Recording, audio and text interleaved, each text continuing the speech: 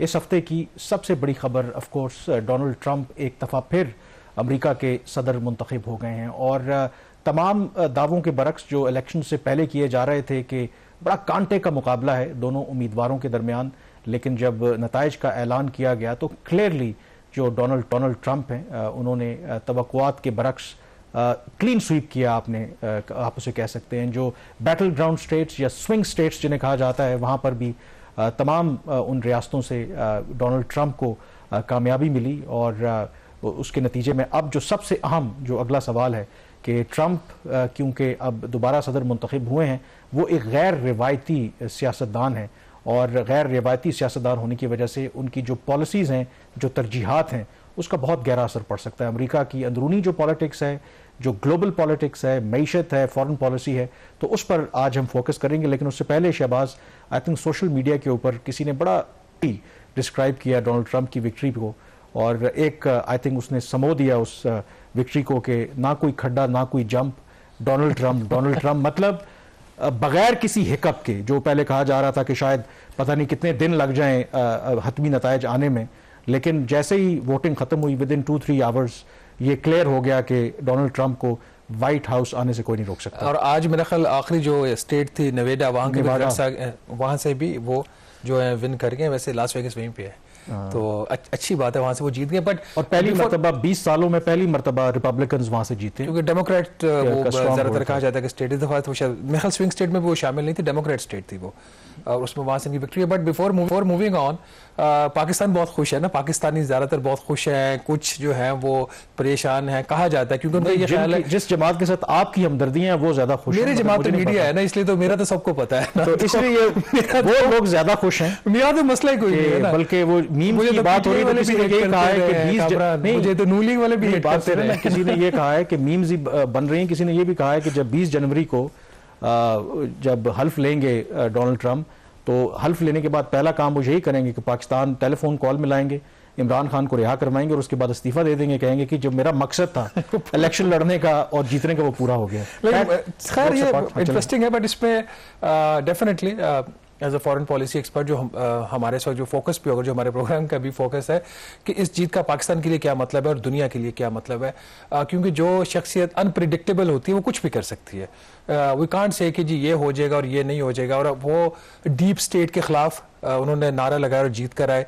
पाकिस्तान में भी deep state का जिक्र आता है, वो रोग एलिमेंट्स की बात करते हैं। तो ऐसी शख्सियत जब दुनिया की बहुत बड़ी जमहूरियत जिनको कहा जाता है, और ऑफ कोर्स सुपर पावर में भी बहुत ज़्यादा कंटेंडर तो है अभी मार्केट दुनिया के अंदर, बट उनके सदर से कुछ भी एक्सपेक्ट आप कर सकते हैं। जिस तरीके से उनका रिएक्शन आया था जब वो पिछली दफ़ा सदर थे, उन्होंने जो हमारी ग्रांट्स थी, जो लोन्स दिए थे पाकिस्तान को, उसके बारे में भी उन्होंने ताने मारे थे।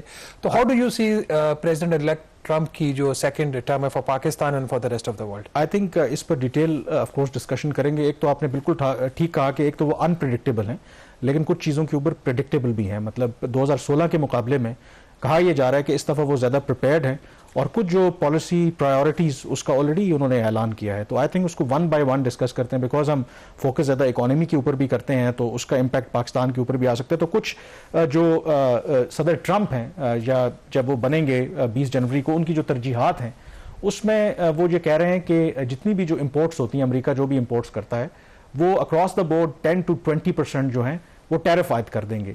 और उसके साथ फिर खुसूसी तौर पर वो कह रहे हैं जी वो टारगेट करेंगे चीन को, कि चीन आपको पता है कि दुनिया की दूसरी बड़ी मईशत है और दुनिया के हर छोटी बड़ी मार्केट के अंदर आप चले जाएं तो आपको चीन की प्रोडक्ट ज़रूर नज़र आएंगी। तो जो ट्रंप हैं वो ये कह रहे हैं कि कम अज़ कम जो चीन की एक्सपोर्ट्स हैं और जो इम्पोर्ट होती हैं अमेरिका में, उसमें कम अज़ कम वो 60% ड्यूटी जो है वो या टैरिफ आयद करने के बारे में सोच रहे हैं। अब इसका जो इम्पैक्ट है ग्लोबल इकोनॉमी के ऊपर, इट्स ह्यूज।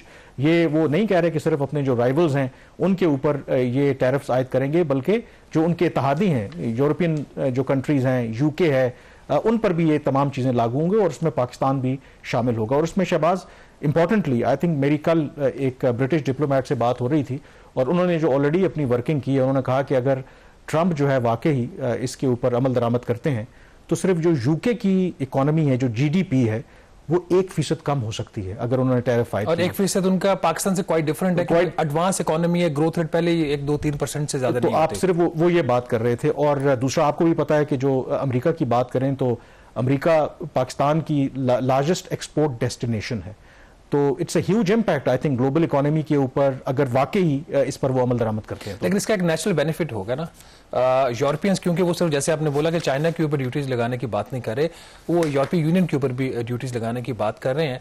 तो अगर ईयू के ऊपर भी ड्यूटीज स्लैब करेंगे, चाइना के ऊपर भी करेंगे, तो नेचुरली ईयू और चाइना पार्टनर बनेंगे। जिस तरीके से रशिया को आइसोलेट करने की कोशिश की, तो रशिया की जो डिपेंडेंसी थी वेस्ट के ऊपर, वेस्ट की जो डिपेंडेंसी थी रशिया की तरफ, तो रशिया वाली जो डिपेंडेंसी थी वो चाइना की तरफ शिफ्ट हो गई।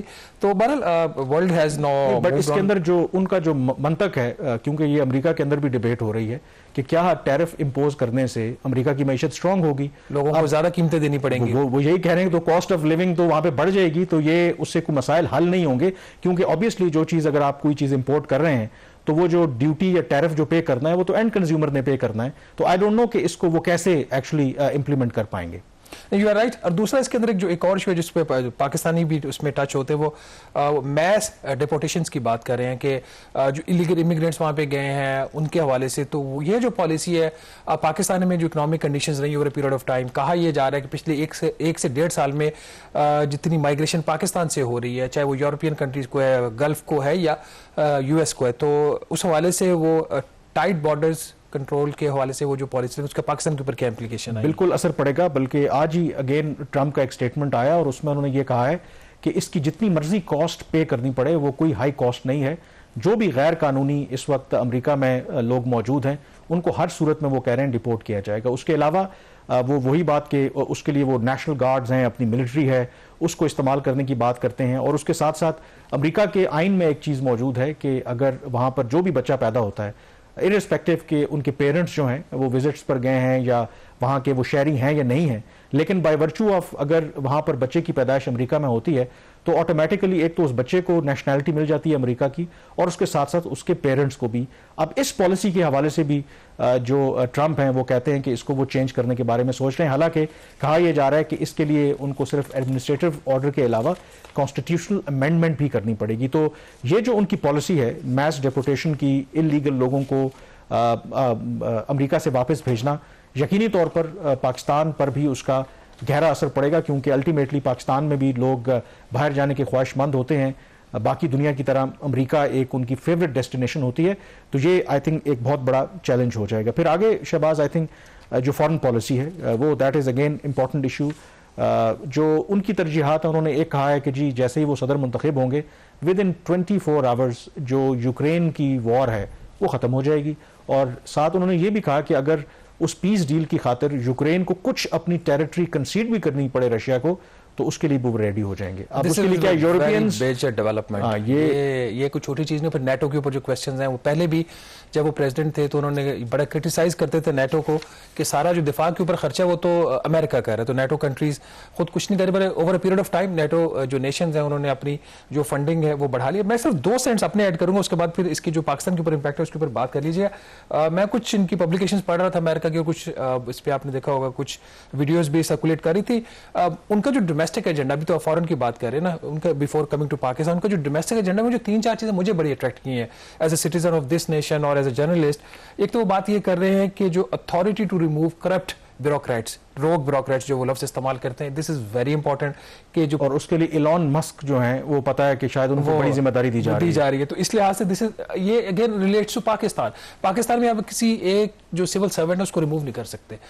इमरान खान साहब की गवर्नमेंट ने बड़ी कोशिश की थी, कोई बंदा फारिग नहीं कर सके, एक शायद हुआ था वो भी कोर्ट में जाकर उन्होंने चैलेंज कर दिया। फिर दूसरी जो इंपॉर्टेंट चीज है हमारे लिए वो ये कहते हैं कि जो करप्ट एलिमेंट है with in the intelligence apparatus उसको वो रिमूव करने की बात करें। देन ही इज सेइंग कि क्रैकडाउन होगा with collaborators of fake news. ये बड़ा इंटरेस्टिंग है। अब फेक न्यूज के हवाले से इनका एक CNN के साथ भी माजी में इनका काफी इसमें हो सकता है कि हमारी जो रियासत के इदारे हैं वो कोलैबोरेट कर सकते हैं, उनसे सबक सीख सकते हैं। कुछ कॉमनैलिटी है, ज्यादा परेशान होने की जरूरत नहीं है।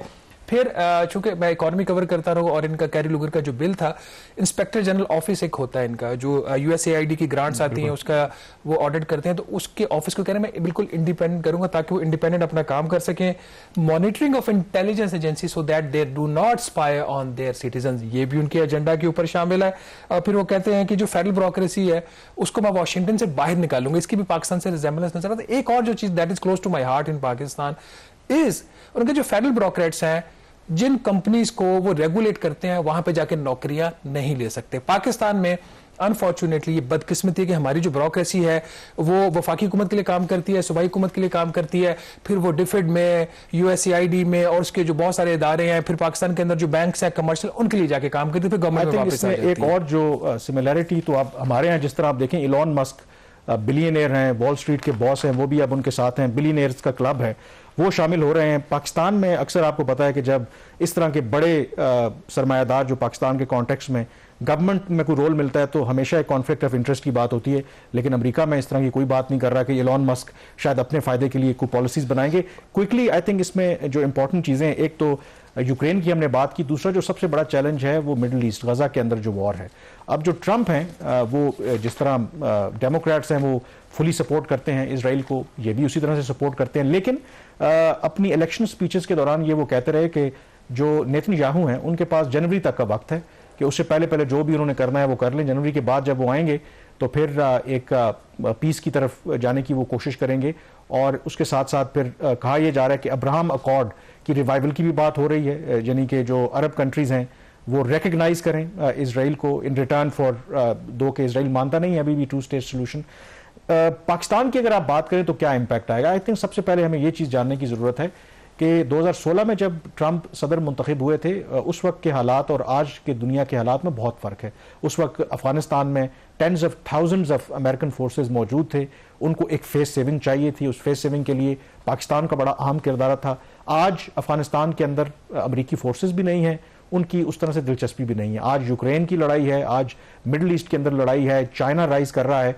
तो इस कॉन्टेक्स्ट के अंदर एक तो पाकिस्तान की वो इंपॉर्टेंस नहीं है जो माजी में अमेरिका की नज़र में हुआ करती थी। एक तो ये बात, असर कहाँ पे पड़ सकता है, आई थिंक अगर दो जो पॉलिसी इश्यूज हैं उसमें जो ट्रंप हैं वो कहते हैं कि हार्ड लाइन स्टांस लेंगे, एक ईरान और दूसरा चीन के खिलाफ, दोनों पाकिस्तान के नेबर्स हैं, अगर इनके खिलाफ वो कुछ सख्त कार्रवाई करते हैं तो नेचुरली जो उसका इम्पैक्ट है वो पाकिस्तान के ऊपर हो सकता है। सिर्फ इस एक जो पाकिस्तान के लिए आप कह सकते हैं कि फेस सेविंग भी हो सकती है कि ट्रंप के आने के बाद सऊदी अरब और अमेरिका के ताल्लुकात आपको पता है कि बेहतर होने का इम्कान है। In fact Saudi crown prince Mohammed bin Salman पहले वर्ल्ड लीडर्स थे जिन्होंने कॉल की ट्रंप को और मुबारकबाद दी। और अगर पाकिस्तान की गोटी कहीं फंस जाती है तो मुझे लगता है कि हम जो सऊदी कार्ड है वो इस्तेमाल भी कर सकते हैं, but it is too early, unpredictable है, अनसर्टन सिचुएशन है। तो देखते हैं कि आगे क्या होता है। यहाँ पर ब्रेक लेंगे और ब्रेक के बाद इस पर एक्सपर्ट व्यू भी लेंगे।